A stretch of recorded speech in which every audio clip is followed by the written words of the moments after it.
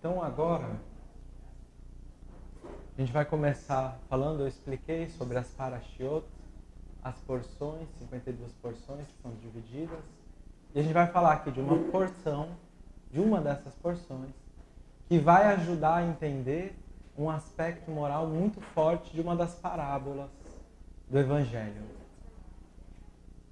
Então essa paraxá que a gente vai falar, ela chama Shalach, ela está no livro de Bamidbar, no deserto. Eu sempre tenho dificuldade de traduzir os nomes em português, porque eles estão escritos diferente.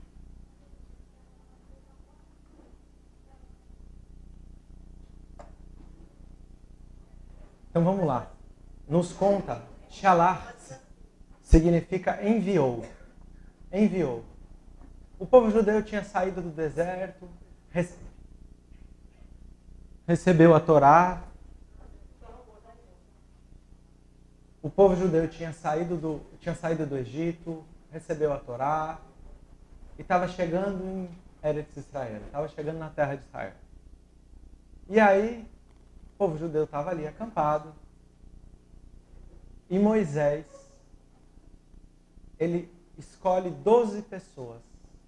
A tradução está 12 anashim, 12 espiões. Mas anashim não são espiões, são pessoas virtuosas. 12 pessoas das mais virtuosas do povo de Israel. E aí eles acampam próximo a Canaã e Moisés vai enviar esses 12. Essas 12 pessoas virtuosas, eles ficariam em Israel por um determinado tempo, 40 dias. Lembra que a gente explicou do 40? Não é exatamente 40 dias. É uma simbologia de um preparo para uma atividade espiritual. E eles ficam 40 dias e eles iriam retornar e falar notícias para o povo de Israel. Eles iriam falar o que é que eles viam em Israel. O que é que o povo judeu encontraria em Israel. E aí, 10 desses 12, eles, quando retornam, caluniam. Durante a viagem deles, conhecendo Israel, eles começam a criar um complô para caluniar, para mentir sobre a terra de Israel. E só 2 desses resolvem não caluniar. O primeiro é Caleb e Yoshua. Yoshua e Caleb, eles não aceitam, eles falam, não, nós não vamos participar dessa condição. E diz a Torá, de uma maneira simbólica, que em função da mentira desses 10, o povo judeu ia permanecer, completar os 40 anos no deserto, e aquela geração toda iria morrer, e nenhum deles entraria em Israel. E Moisés, como nós comentamos ontem, ele não entrou em Israel em função de ele bater com o cajado na pedra, ao invés de falar com a pedra quando o povo teve sede para jorrar água para o povo de Israel. Então, o que acontece? Essa história, ela é interessante porque, mais uma vez, o número 10, ele é explicado dentro da compreensão da cultura judaica como um número onde mostra 10 potencialidades espirituais, 10 sefirot, mas como nós não contemos elas ainda totalmente desenvolvidas, elas se tornam 10 aspectos de fragilidade. Por exemplo, ser amoroso é uma potencialidade. Mas quando eu não sou, porque eu ainda não desenvolvi essa potencialidade ao máximo, a falta dela se torna uma fragilidade. Então esse número 10 significa isso. Significa a fragilidade humana. Então por isso 10 deles iriam caluniar. E é interessante que os sábios da Torá perguntam, mas não eram pessoas virtuosas? Por que é que eles erram? E alguns interpretadores dizem que no deserto, o povo judeu vivia só. E isso representa que, se adentrassem a terra de Israel, eles teriam que conviver com os cananitas. Eles teriam que conquistar, e isso representa as relações interpessoais espinhosas. Então, o povo de Israel prefere permanecer no egoísmo de viver sozinho do que ir conviver, adentrar a terra prometida. A terra prometida, nós já vimos ontem, pelo que nos explica, eu vou repetir porque algumas pessoas podiam não estar, nós já vimos ontem que representa, está na psicografia de Chico, no livro Paulo e Estevão, Gamaliel explica a Paulo que a terra prometida não é um lugar físico especificamente, mas é um estado de espírito de quando se aceita o evangelho, de quando se conecta verdadeiramente às leis divinas. Então, adentrar a terra de Israel, aqui está nesse sentido, não é o sentido literal, e dizem os sábios da Torá, que igualmente o povo de Israel não queria adentrar a terra de Israel, porque se eles adentrassem, eles deixariam de receber a maná. Conta o livro que no deserto o povo de Israel recebia todos os dias maná, significa uma porção de comida, uma porção, e não tinha que trabalhar para receber. Isso significa que para entrar na terra de Israel, o povo judeu iria encontrar a convivência espinhosa e o trabalho físico, teria que trabalhar no dia a dia.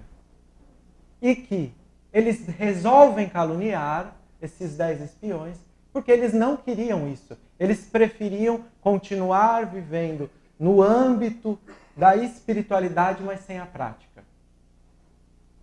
E, como nós vimos, somente esses 2, eles não entram. E é interessante que conta que durante o trajeto, quando entram os espiões, havia tido uma série de mortes para os cananitas naquela região de Israel. E aí o que acontece? Era a providência divina auxiliando para que eles adentrassem a terra de Israel. Lembra, a terra simbólica. Mas o que o povo faz? Eles falam, bom, se todos estavam ocupados com as mortes que aconteceram naqueles dias, vamos dizer que a terra é uma terra de pestes. Existiu uma lenda que na cidade de Hebron, onde estão enterrados os patriarcas, Abraão, Isaac, Jacó e todas as matriarcas, com a exceção de Raquel, eles lá estavam enterrados. Existiu uma lenda, que também é um simbolismo, que era uma terra de gigantes. E eles chegam e caluniam para o povo e para Moisés. Mas, como existia essa lenda, eles tinham medo de enfrentar isso. E o único que foi até lá, entrou num lugar que se chama Marpelá, que está lá a visitação até hoje, em Hebron, foi Caleb. Ele é o único que se joga, como diz o texto, sobre o túmulo, o kever, o túmulo dos patriarcas, e ele pede. Mas ele pede com muita força, com muita sinceridade. Esse episódio, a Parashat de Shalach, ela vai ficar tão marcada na história do povo judeu que no Salmo 106, o rei Davi vai falar: desprezaram depois a boa terra que lhes havia sido prometida, por não acreditarem em sua palavra. Em suas tendas murmuraram lamúrias, não atendendo à voz do Eterno. Será que o povo judeu precisava enviar espiões? Moisés garante que não, que para ele era suficiente a promessa de Deus. Mas eles quiseram ver. Esse é o motivo. Eles desconfiaram da palavra de Deus. E aí diz, murmuraram lamúrias. começaram a se lamentar, a dificultar o fato de terem que entrar e caluniaram. E aí, pergunta 658, a prece é agradável a Deus? A prece é sempre agradável a Deus quando ditada pelo coração, porque a intenção é tudo para Ele. A prece do coração é preferível a que podes ler, por mais bela que seja, se leres mais com os lábios do que o pensamento. A prece é agradável a Deus quando é proferida com fé, com fervor, com sinceridade. Não creias, pois que Deus seja tocado pelo homem vão, orgulhoso e egoísta, a menos que sua prece represente um ato sincero de arrependimento e verdadeira humildade. A prece que fazemos por nós mesmos pode modificar a natureza das nossas provas e desviar-lhe o curso? Vossas provas estão nas mãos de Deus. Eu iria as que devem ser suportadas até o fim, mas Deus leva sempre em conta a resignação. A prece atrai a vós os bons espíritos, que vos dão força para suportar com coragem, e então elas parecem menos duras. Caleb, assim como os outros, e Yoshua, assim como os outros 10, eram homens virtuosos. Mas o texto, ele enfatiza que ele pede, como nos explicam os espíritos superiores, que Caleb, ele teve a tentação, ele tinha a dificuldade de passar por aquela prece, por aquela prova, mas ele se entrega à prece sincera. E assim ele vai ganhar força para passar aquela vicissitude. E vamos se lembrar, a gente vai falar de uma parábola. Esse é o contexto de uma parábola.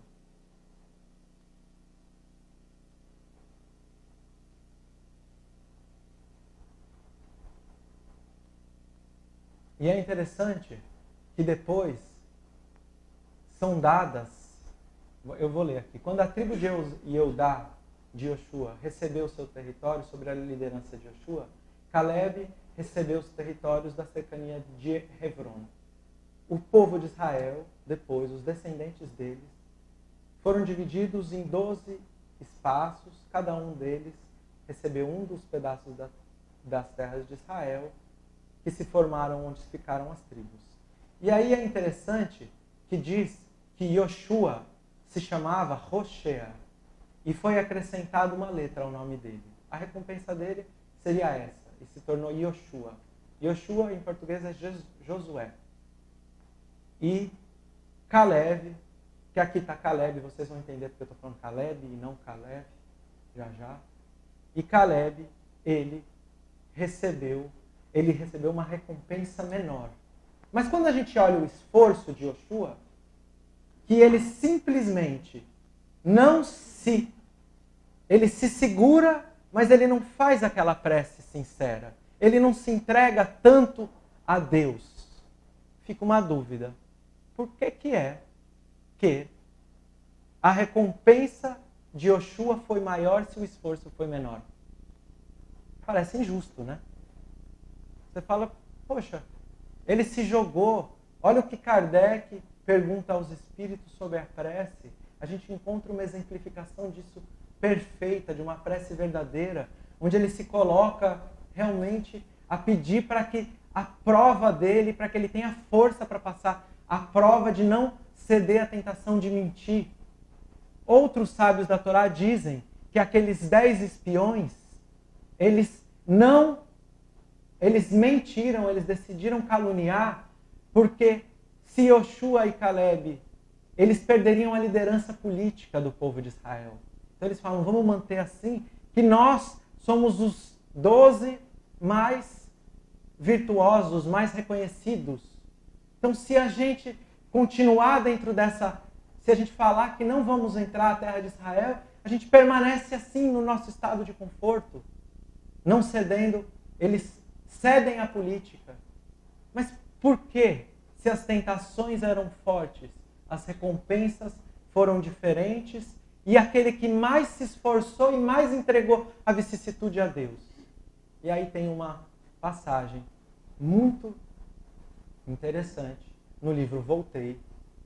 Nosso irmão Jacó conta que quando ele desencarnou, ele narra o livro, ele estava em uma praia, e nessa praia que ele se encontrava, junto a Bezerra de Menezes e Bittencourt Sampaio, ele deveria esperar alguém que iria acompanhá-lo nesse processo de desencarnação. E de repente, ele olha assim para longe e ele vê uma luz brilhante, uma luz forte, muito forte, vindo cheia de pontinhos luminosos, vindo em direção àquela praia.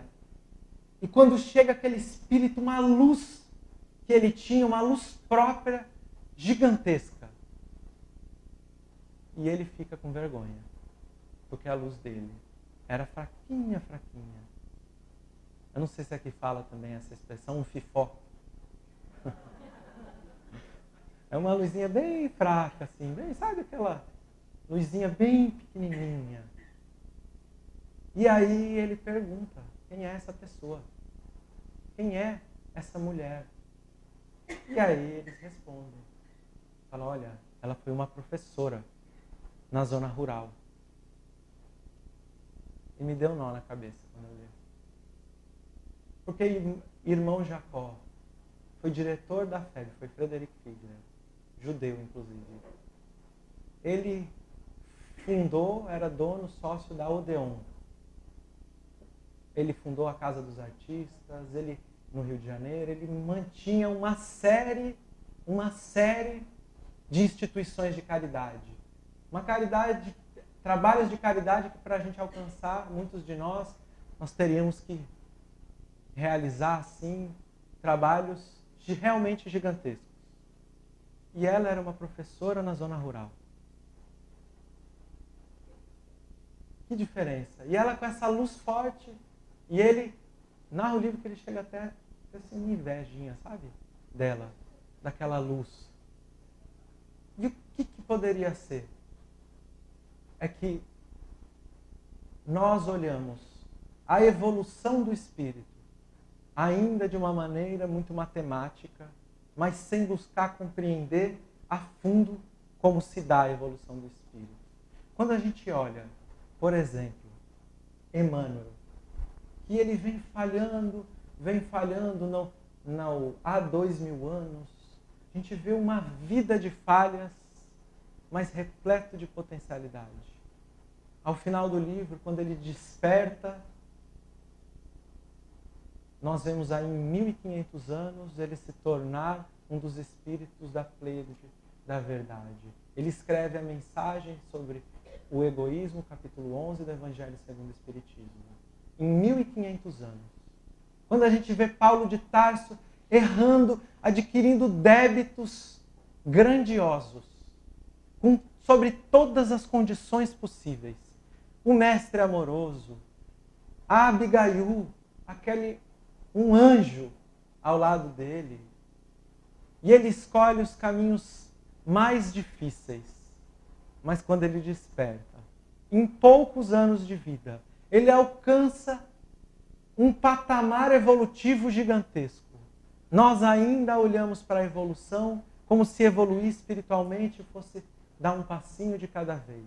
Quando nós pensamos na eternidade e que um passo de cada vez na eternidade, ele causa muito efeito. Mas com um espírito como Paulo de Tarso, que, como nós dissemos agora há pouco, manipulou os maiores sábios do povo de Israel com sua inteligência para apedrejar um dos corações mais puros do seu tempo. Gesiel, Estevão. A gente vê, quando ele desperta, seria como se aqueles que estivessem andando, passinho por passinho, visse uma estrela cadente, um avião a jato passando. Mesmo nos erros, mesmo errando, nós muitas vezes estamos desenvolvendo as nossas forças espirituais para o lado errado, para o lado contrário. E quando Paulo de Tarso, quando Públio Lentulus, Emmanuel, eles canalizam todos os erros, a força que é o patrimônio do espírito. Eles se colocam como estrelas cadentes, como espíritos que evoluem 50 anos em 5, né? Como, se não me engano, JK, né? Disse, eles fazem a evolução de muitos milênios em poucos anos. E aqui, essa reflexão serve para o livro Voltei, serve para Caleb e Yoshua. Por quê? Irmão Jacó, ele fez muito. Ele fez muito. Realmente, ele fez um grande trabalho. Mas a potencialidade dele era muito maior do que ele realizou. E aquela senhora que dedica todo o amor ao trabalho tão importante da educação, mas que em números parece um trabalho menor. Quando se pensa em milhares de assistidos, centenas por dia nas obras, ou milhares por dia nas obras que realizou o irmão Jacó Frederick Figler, em relação à da professora, a gente se atenta para os números e não para o espírito. E aqui, diz que a força que Caleb fez era uma força muito, mas muito maior. A sua tentação era muito maior em relação à sua evolução espiritual.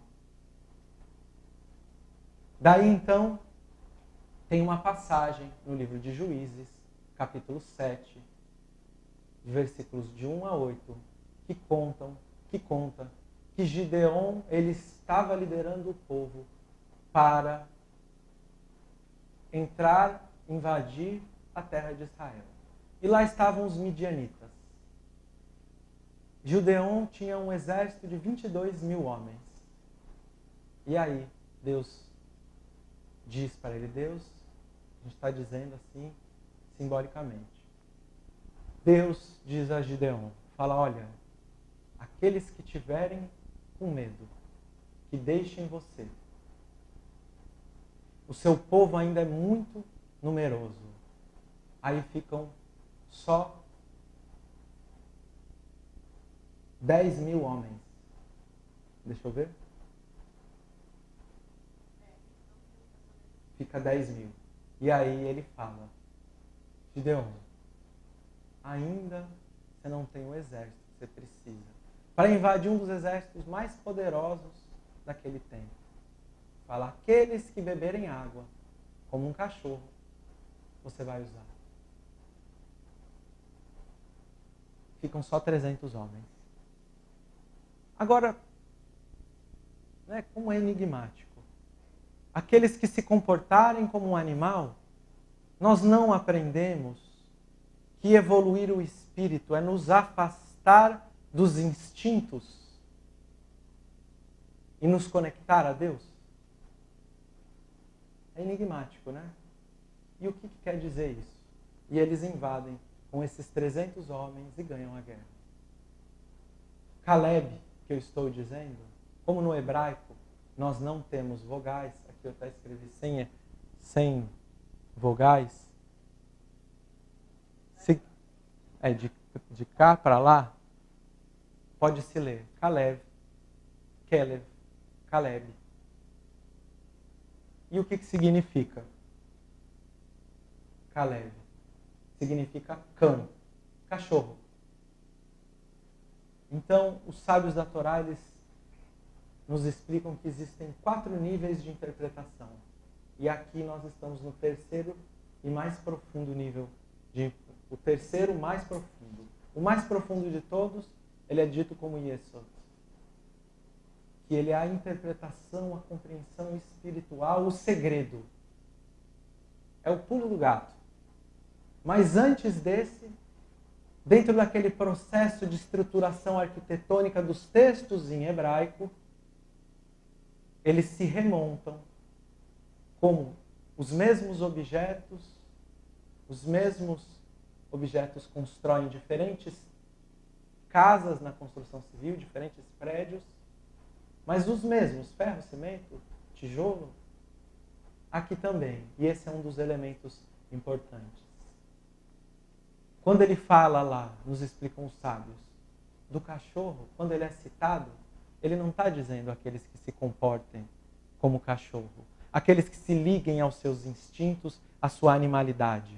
Mas ele está dizendo, aqueles que se comportam como Caleb, entregando a sua fé na providência divina, sendo resignado e obtendo a condição, a humildade de pedir a força para Deus e de reconhecer a fragilidade do espírito dele, que os outros 10 não reconheceram. E aí, agora, a parábola que ela se encontra dentro do mesmo conceito, que é a parábola do rico e o Lázaro. Havia um homem rico, vestia-se de púrpura e de linho finíssimo, e vivia todos os dias regalado e esplendidamente. Havia também um certo mendigo chamado Lázaro, que jazia cheio de chagas à porta dele, e desejava alimentar-se com as migalhas que caíam da mesa do rico. E os próprios cães vinham lamber-lhe as chagas. E aconteceu que o mendigo morreu e foi levado pelos anjos ao seio de Abraão. E morreu também um rico e foi sepultado. E no adeus, ergueu os olhos, estando em tormentos, e viu de longe Abraão e Lázaro no seu seio. E clamando, disse, Abraão, meu pai, tem misericórdia de mim e manda Lázaro que molhe na água a ponta de seu dedo e refresque a minha língua. Porque estou atormentado nessa chama. Disse, porém, Abraão, filho, lembra-te do que recebestes, os teus bens em tua vida, e Lázaro somente males. E agora este é consolado, e tu atormentado. E além disso, está posto um grande abismo entre vós e nós, de sorte que os que quisessem passar daqui para vós não poderiam, nem tampouco os de lá para cá. E disse ele, rogo-te, pois, ó pai, que mandes a casa de meu pai, pois tenho 5 irmãos, para que lhes dê o testemunho, a fim de que não venham também para este lugar de tormento. Disse-lhe Abraão, eles têm Moisés e os profetas, ouçam-nos. E disse ele, não, Abraão, meu pai, mas se algum dos mortos fosse ter com eles, eles se arrependeriam. Porém Abraão lhe disse, se não ouvem a Moisés e aos profetas, tampouco acreditarão, ainda que algum dos mortos ressuscite. Primeiro versículo, havia um homem rico e vestia-se de púrpura e de linho finíssimo. Esse conceito da vestimenta, todas as vezes que ele aparece no Evangelho, ele tem um importante conceito. E todas as vezes que nós vemos vestido de púrpura e de linho, nos explica Emmanuel que ela é a simbologia da cristalização do orgulho. Significa que ele possui as condições materiais plenas para auxiliar, mas ele se enclausura no seu egoísmo e pretende não ajudar. Havia um pobre de nome Lázaro.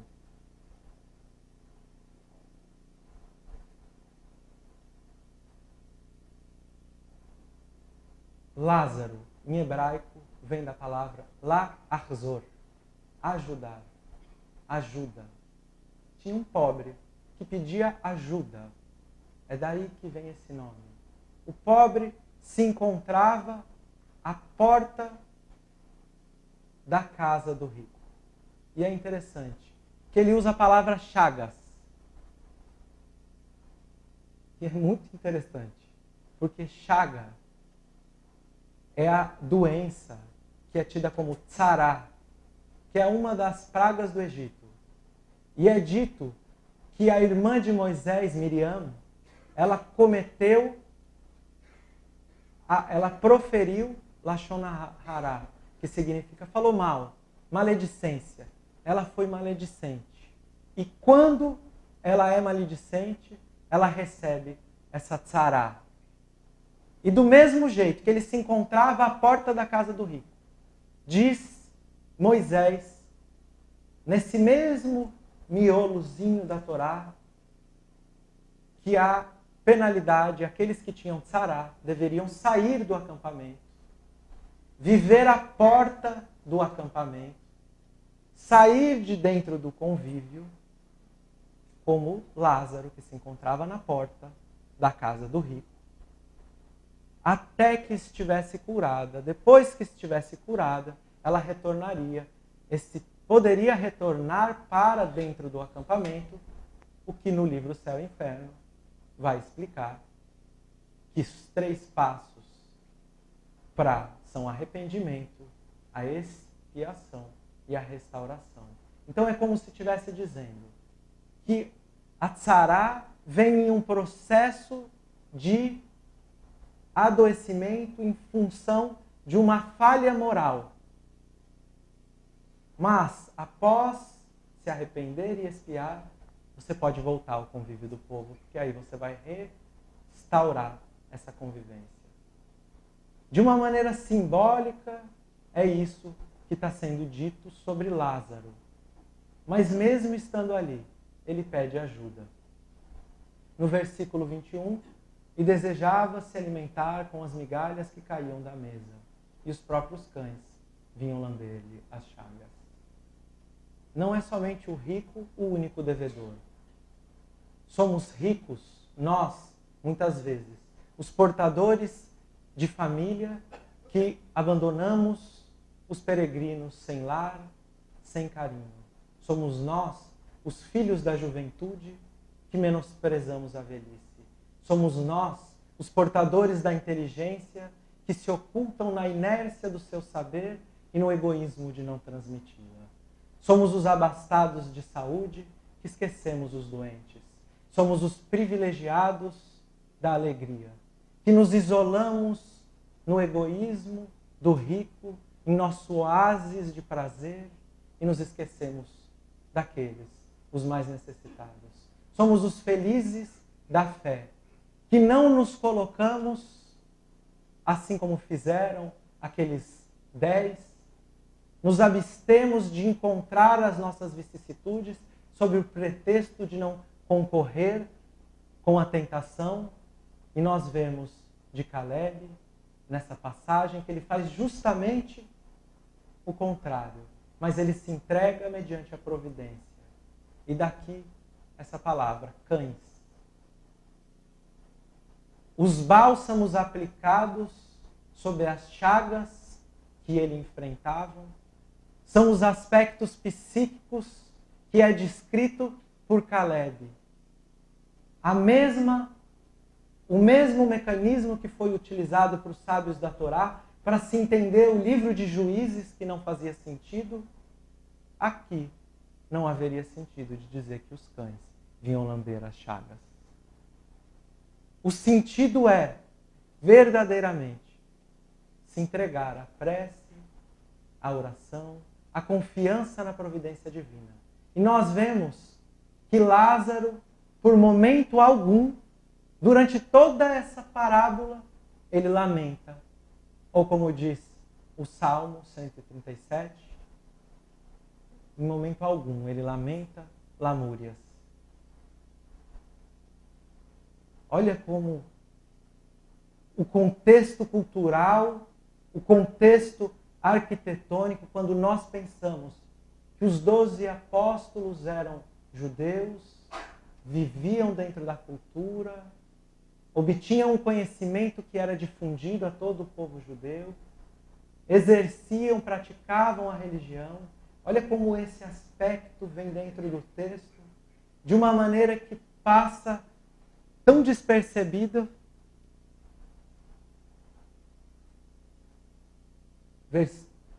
Versículo 21, eu já expliquei.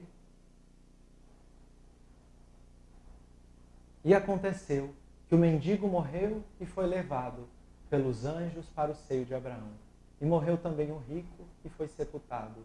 No Hades, ergueu os olhos, estando em tormentos, e viu ao longe Abraão em seu seio. O seio de Abraão é a representação do mundo vindouro. Quando se diz, eu comentei ontem com vocês, que na noite de Pêssar, da Páscoa judaica, se come reclinado para a esquerda, pois como homens livres. Significa que ele alcançou a posição de poder reclinar-se junto a Abraão. Alcançou a posição de desvencilhar dos vícios morais. E o Hades é a expressão que se refere, em grego, ao mundo vindouro.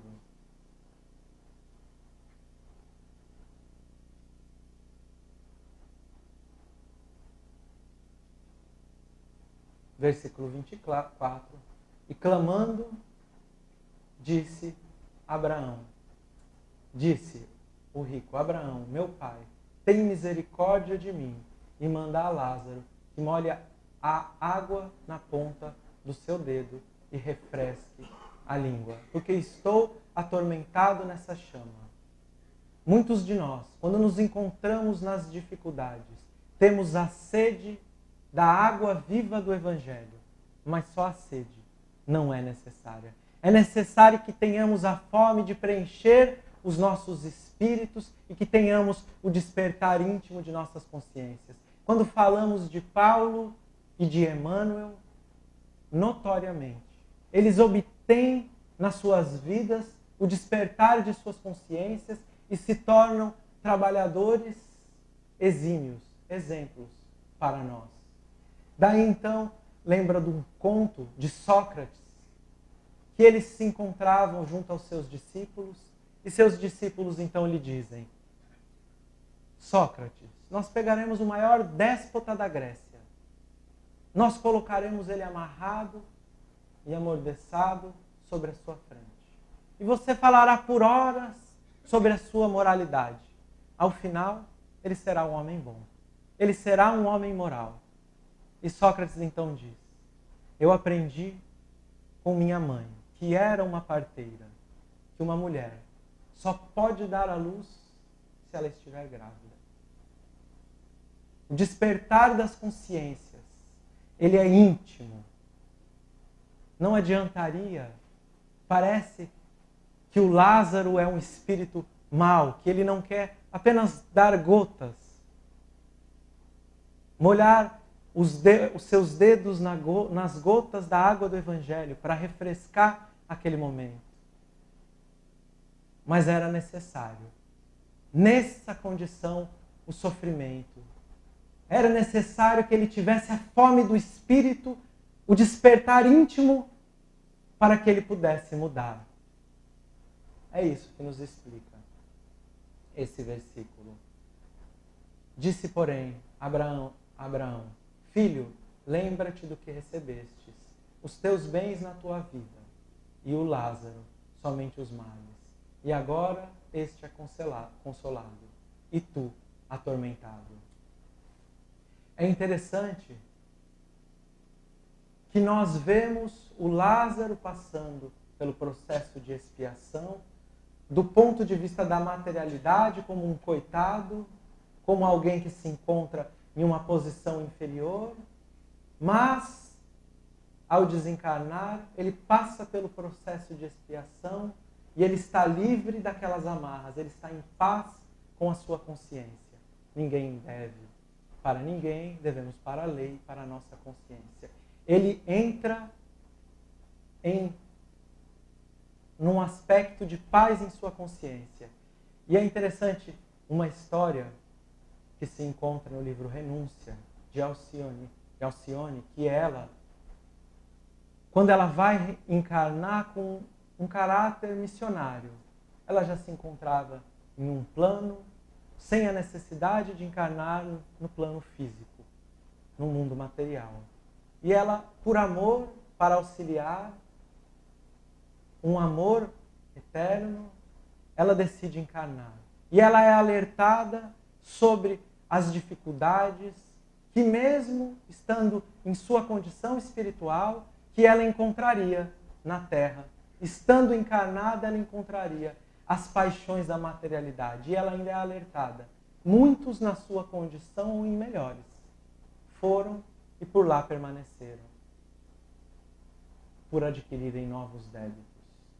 Essa inversão de visão, mesmo sendo espíritas e repetindo como clichê, nós somos espíritos encarnados, não somos homens com uma vida, mesmo a gente repetindo como clichê por tantas vezes, nós no nosso dia a dia não percorremos o sentido literal para cada um dos momentos que estamos vivendo e por quantas vezes cada um de nós confunde as riquezas que nós recebemos com os deveres que deveríamos cumprir para obter a paz no mundo vindouro, no Hades, como fez Lázaro.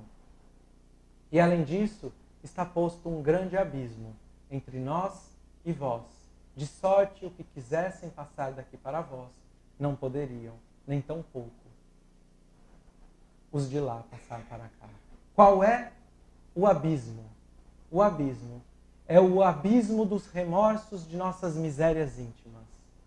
Nós, adquirindo os débitos para com nossa consciência, nós mesmos, sob o auxílio dos nossos espíritos tutores, escolhemos as provas das quais nós passaremos, as expiações, e dessa forma nós caminhamos dentro da vida para, como por exemplo Lázaro, que escolhe aquela dificuldade, mas se entrega sob a resignação, sob a fé na divina providência, se entrega ao aspecto psíquico, ao aspecto moral que é trazido por Caleb e que depois, em outra passagem no livro de Juízes, ele enfrenta uma grande guerra, e essas grandes guerras, dentro do conceito judaico, dentro da moral do judaísmo, elas não são guerras propriamente físicas.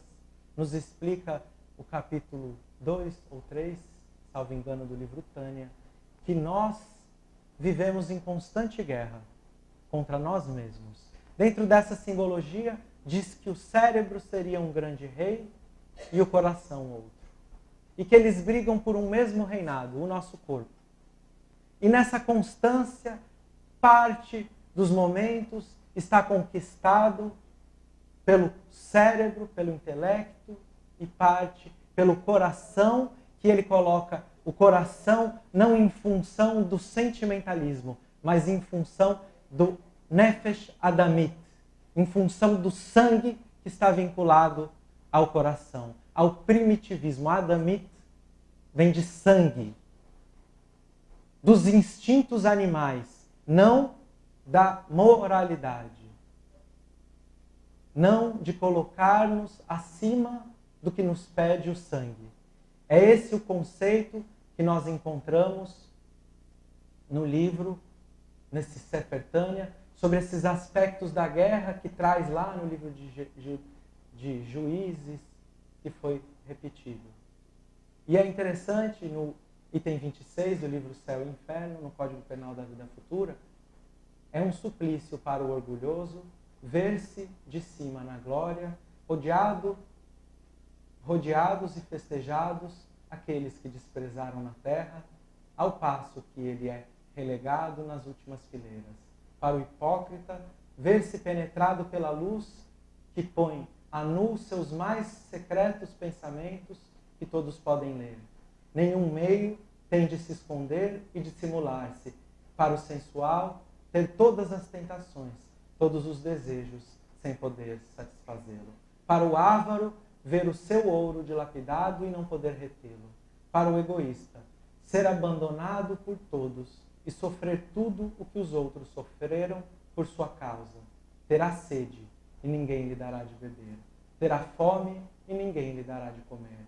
Nenhuma mão amiga vem apertar a sua, nenhuma voz compassiva o vem consolar. Não pensou, senão em si próprio durante a vida, ninguém pensa nele, nem o lastima depois da morte.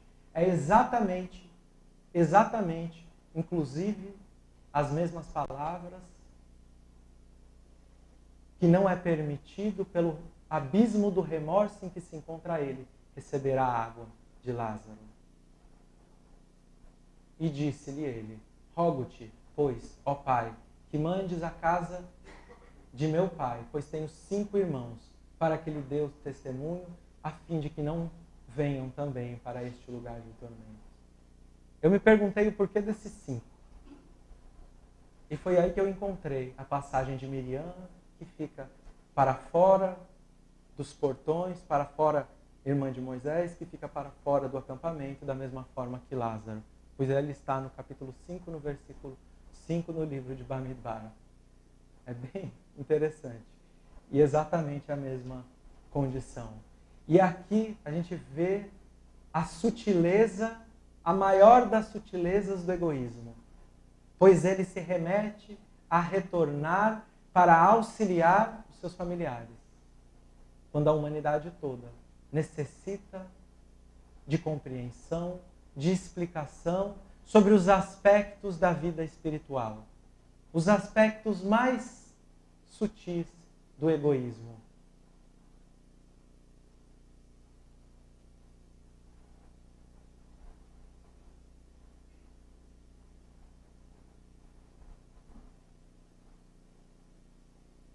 Disse-lhe Abraão, eles têm Moisés e os profetas. Ouçam-nos. E é interessante que nós, nesse momento, ele possuía Moisés e os profetas. Ele possuía o conhecimento necessário para não sucumbir às provas das quais ele estava sofrendo. O rico nessa prova. E os irmãos, os familiares, igualmente possuíam as mesmas condições. Onde está escrita a lei divina? Na consciência.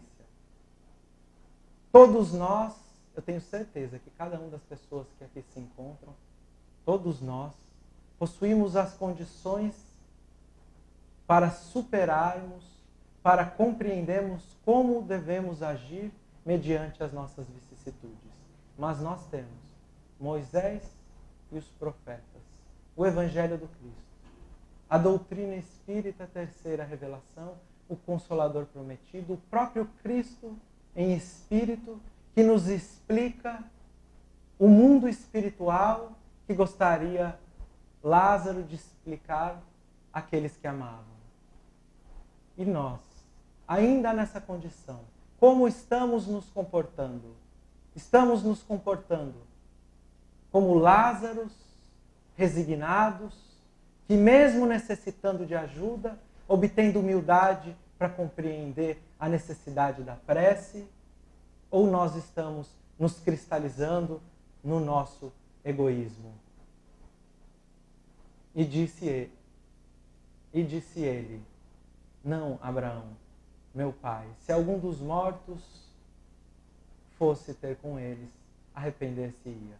Porém, Abraão lhe disse, se não ouvem a Moisés e os profetas, tampouco acreditarão, ainda que alguns dos mortos ressuscite. Nós temos a doutrina dos Espíritos.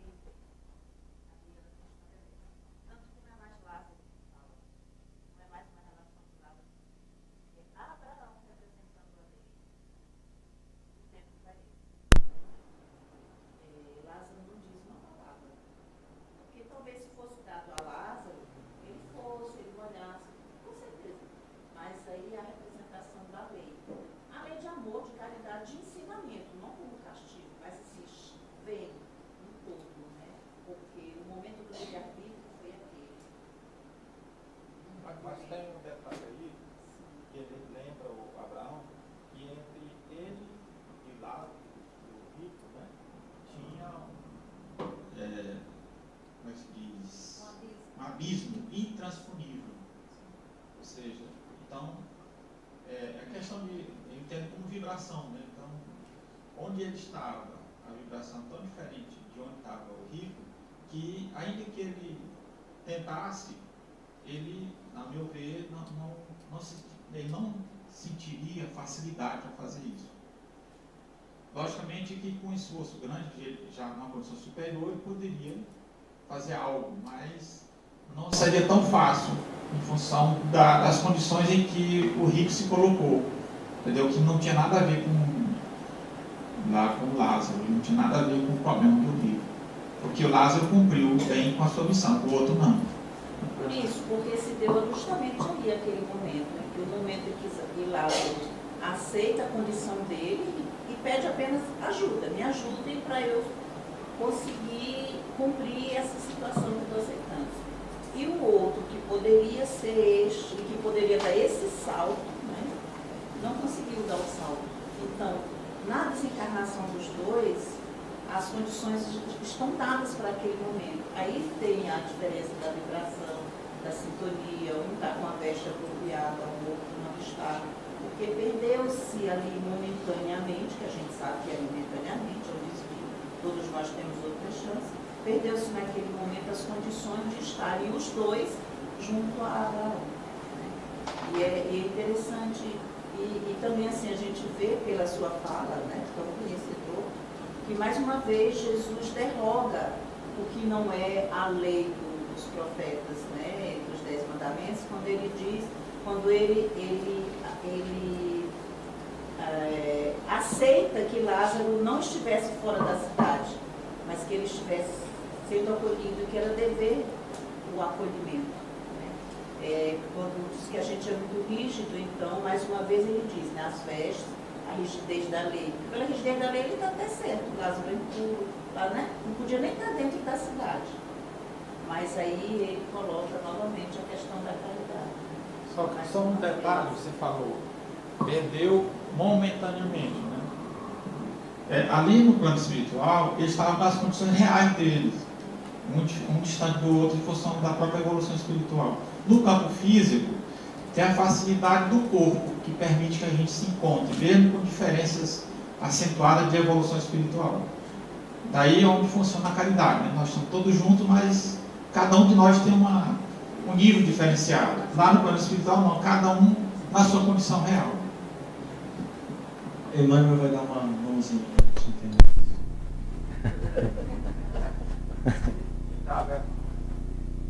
Então, pergunta 917.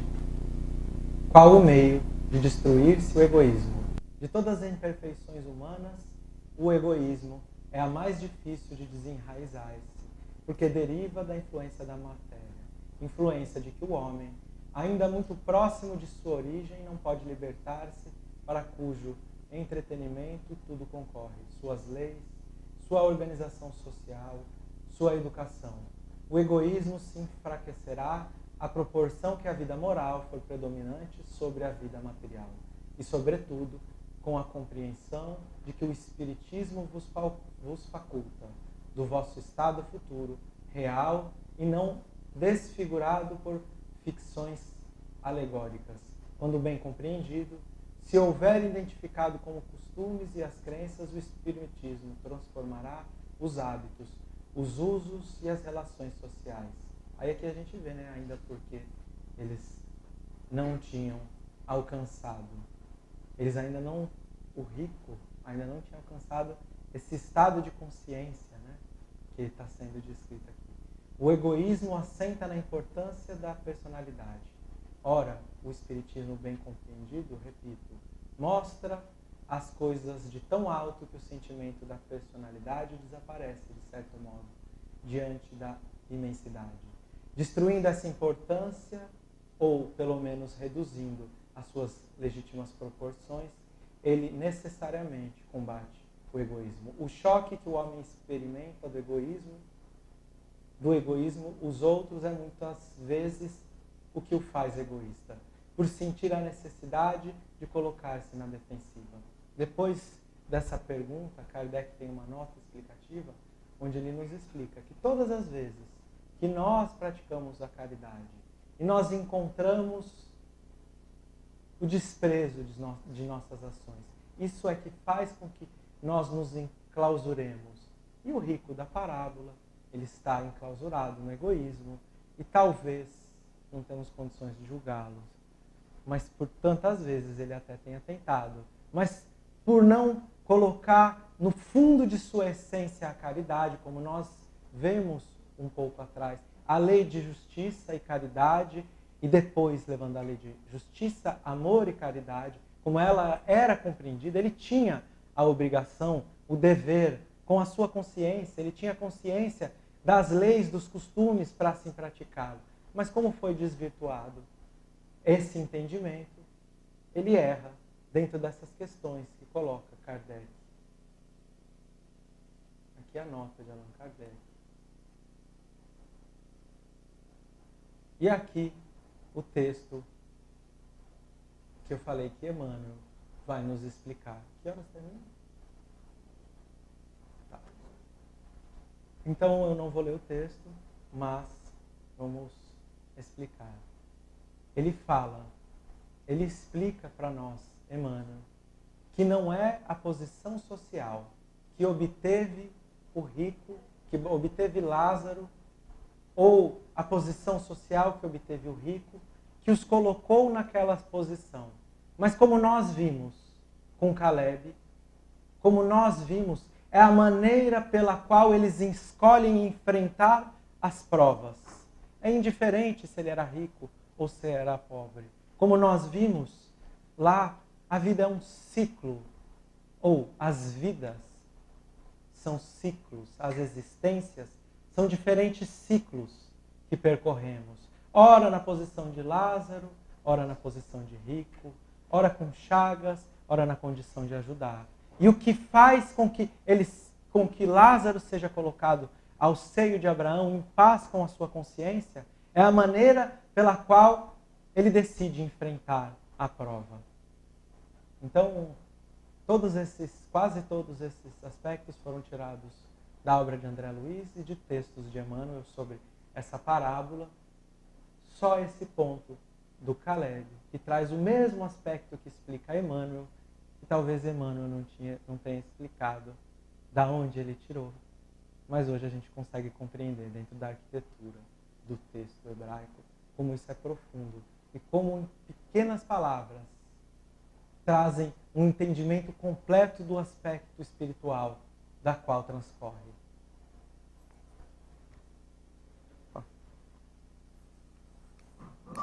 Fizeram duas perguntas. A primeira, o senhor que fez, né? Que foi a respeito do levita.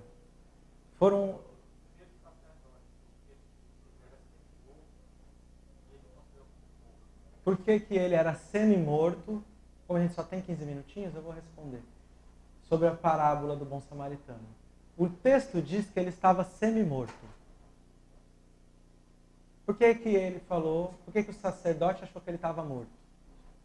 Primeiro, dentro do conceito cultural naqueles dias, a pessoa, quando ela era roubada, os ladrões, a moral do crime daqueles dias, entre aspas, do código de conduta do crime daqueles dias, os ladrões, eles só agrediam a pessoa se ela se opusesse.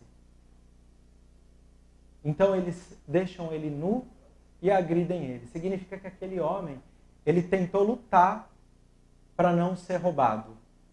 Mas o costume, a tradição judaica, é que os mortos sejam enterrados nus, não enterrado com roupa.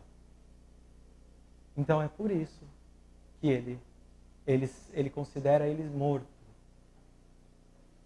E o levita, né? Por que o levita? Porque os levitas também são trabalhadores do templo. Eles também realizam os trabalhos, as funções, realizavam os trabalhos, as funções dentro do templo de Jerusalém. Teve uma outra pergunta que o senhor fez? Sobre a questão de passar para o outro lado, que você apresentar. Você estava se ocupando de ajudar, mas para o lado que você falou. E está na condição de ajudar que estava caído. Vai para o outro lado, se você quisesse assumir a posição para não ter que ajudar. O que é o bem, o que é o mal, a ausência do bem. Então ele escolhe não fazer o bem. Em função disso, ele passa a praticar o mal. Aí a expressão idiomática do Talmud e do hebraico, que é esse passar para o outro lado da via. Tanto em aramaico, tanto em hebraico, provavelmente essa passagem ele deve ter falado em hebraico, porque ele falava com o doutor da lei, ele tinha pleno conhecimento. Mas tanto em hebraico, se fosse dito, tanto no aramaico, essa expressão, ela é uma expressão idiomática que simboliza, como foi dito, servir ao mal. E tem uma outra pergunta aqui que foi feita ontem. Segundo o estudo, Deus continua criando espíritos. Deus não cessa a criação de espíritos. Não seria injusto para esses, haja visto que irão demorar a evoluir? A criação sempre inicia com o primitivismo. Parece que os que já existem, nós, já estamos em vantagem com relação à evolução.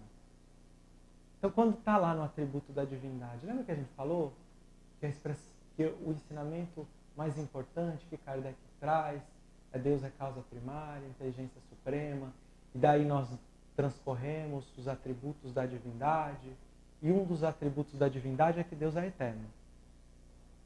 Ou seja, ele está além do tempo. O espaço e o tempo são criações divinas. Nós precisamos do tempo para compreender, nesse estado de evolução, a evolução do espírito. Mas o tempo, ele é uma criação divina. Então a criação dos espíritos, ela está além do tempo. Essa visão de temporalidade, ela é indiferente. Quando a gente vê o respeito que foi colocado, o ensinamento de Abraão, que Jesus traz com tanta amorosidade na última ceia que a gente citou no estudo de ontem, quando a gente vê isso, Jesus não olha para a centelha divina e olha o momento. Porque é o tempo. É uma criação, é um aspecto fundamental para os dias de hoje. Para a nossa condição evolutiva. Para o plano em que nós vivemos. Mas, e para o espírito em si? E para o espírito? O tempo é indiferente. Quando Jesus olha, ele enxerga só a centelha divina. Quando Abraão olhou, só a centelha divina. Então não existe. Não é um aspecto de injustiça. Se, como o próprio Kardec diz, se esses aspectos não passarem pelo crivo dos atributos da divindade, eles estão falhos. Então é aí que esse aspecto ele rompe o atributo, um atributo. Certo?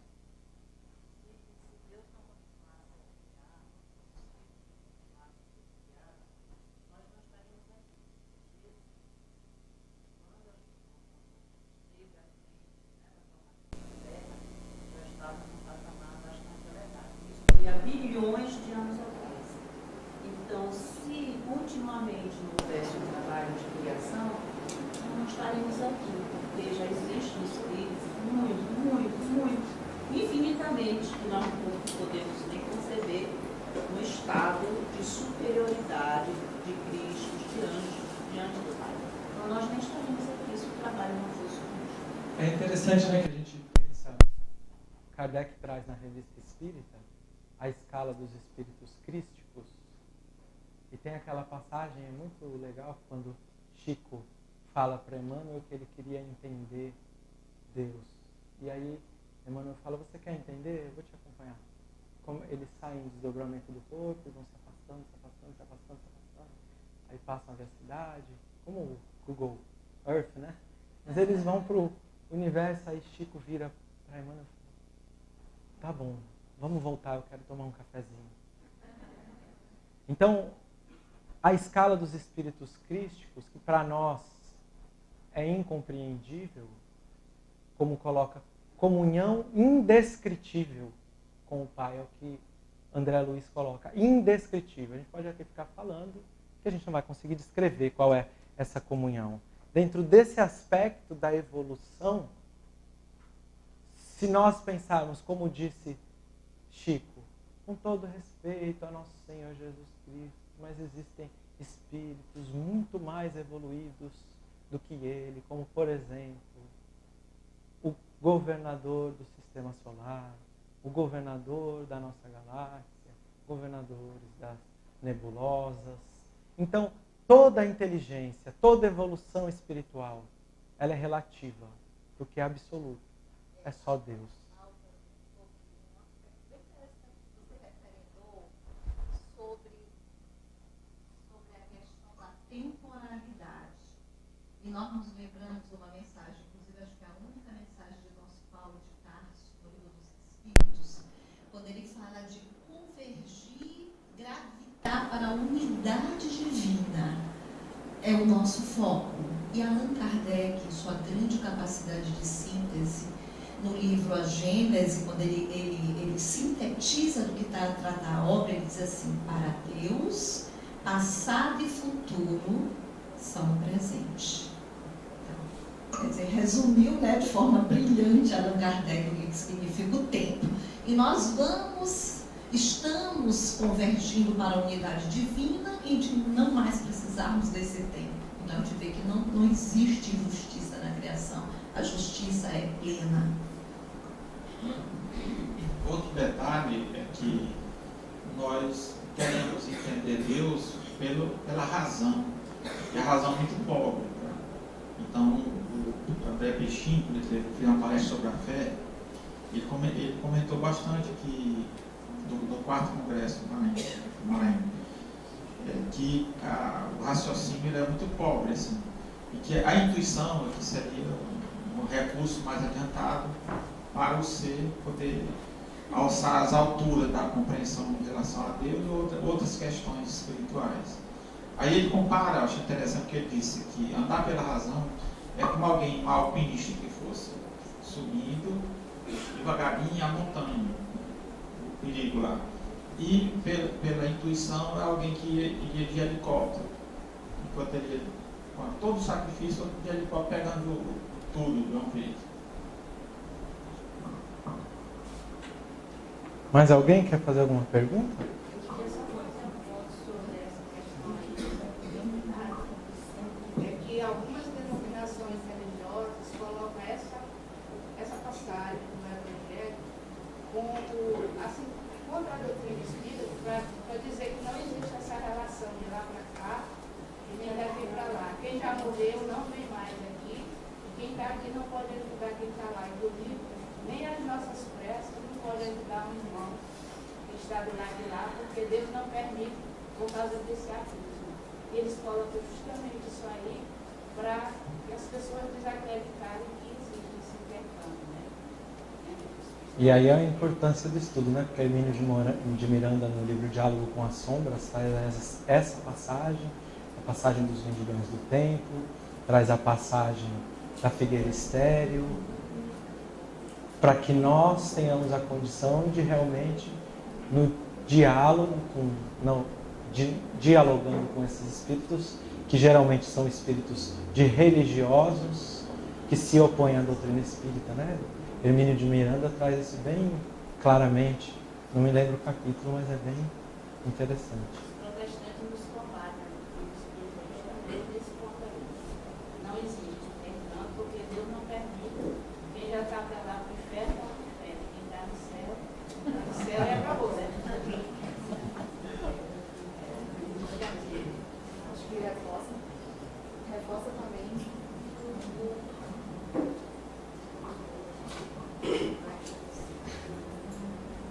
acho que esse trecho ele acaba por ser reforçado também por aquela passagem para que a gente se reconcilie com o nosso adversário enquanto ele estiver no caminho, porque à luz da doutrina espírita a gente pensa realmente nesse abismo, quanto às vezes é difícil resgatar os débitos justamente por essa divergência fluídica, né? E quanto esse abismo espiritual das vibrações pode realmente nos afastar e fazer com que a gente demore bastante tempo para cruzar o caminho com aquela pessoa novamente, para que o resgate possa ser feito.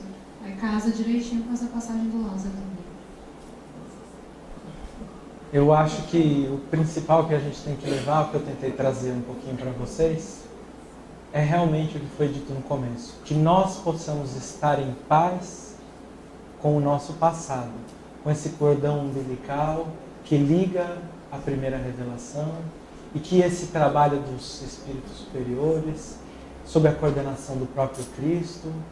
Ele vem sendo feito de maneira gradual, mas que para construir essa mentalidade da nova era, essa mentalidade cristã da nova era, a regeneração da humanidade, como é importante a gente, de vez em quando, nesses estudos, principalmente vocês aqui do NEP, para que a gente possa dar atenção, para que a gente possa procurar esses detalhes, que a gente vê que é tão rico de cultura, são quase 4.000 anos de cultura, dentro de textos, e que, se a gente fosse explorar a fundo, eu gosto muito daquela passagem que está no livro Obreiros da Vida Eterna, de Asclepios, que cita que ele é um espírito extremamente evoluído.